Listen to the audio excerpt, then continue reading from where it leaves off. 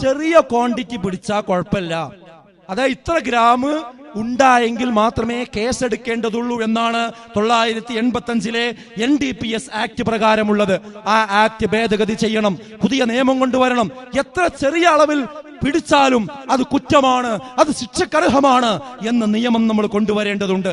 അതുപോലെ ചില്ലറ വിൽപ്പനക്കാരെ മാത്രം പിടിച്ചത് കൊണ്ടായില്ല, ഇതിന്റെ വലിയ വല വിരിച്ച് ഇപ്പൊ ഈ കഴിഞ്ഞ ദിവസം മുഖ്യമന്ത്രി തന്നെ പറയുകയുണ്ടായി, നമ്മുടെ കേരളത്തിലല്ല മയക്കുമരുന്നുകൾ ഉൽപ്പാദിപ്പിക്കുന്നത്, മറിച്ച് മറ്റു സംസ്ഥാനങ്ങളിൽ നിന്നാണ് ഈ കേരളത്തിലേക്ക് മയക്കുമരുന്ന് വരുന്നത്.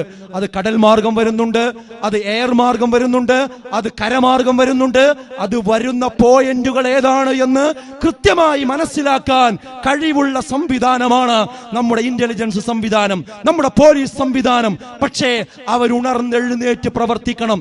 ഈ സാധാരണക്കാരെ കയ്യിലേക്ക് ഒരുപാട് ആളുകളിലൂടെ കൈമാറിയ ശേഷമാണ് ഈ പെരിന്തൽമണ്ണ അങ്ങാടിയിൽ അത് എത്തുന്നത്, ഈ ഊടുവഴികളിൽ അത് എത്തുന്നത്, അത് ക്യാമ്പസുകളിൽ എത്തുന്നത്.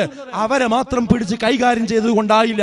ഒരണക്കെട്ടിന് ചോർച്ച വന്നാൽ, ആ ചോർച്ച ഉണ്ടായി വെള്ളങ്ങൾ ഒഴുകി പോകുന്ന സ്ഥലങ്ങളിൽ അവിടെയും പടി തട കെട്ടിയിട്ട് കാര്യമില്ല.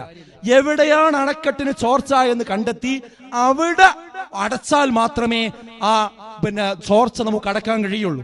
ഇതേപോലെ ഈ ലഹരി കേരളത്തിലേക്ക് വരുന്ന അതിന്റെ അടിസ്ഥാന വേരുകൾ എവിടെയാണ്, അവിടെ പോയി ചികിത്സിക്കുവാൻ നമ്മുടെ സംവിധാനങ്ങൾക്ക് കഴിയണം.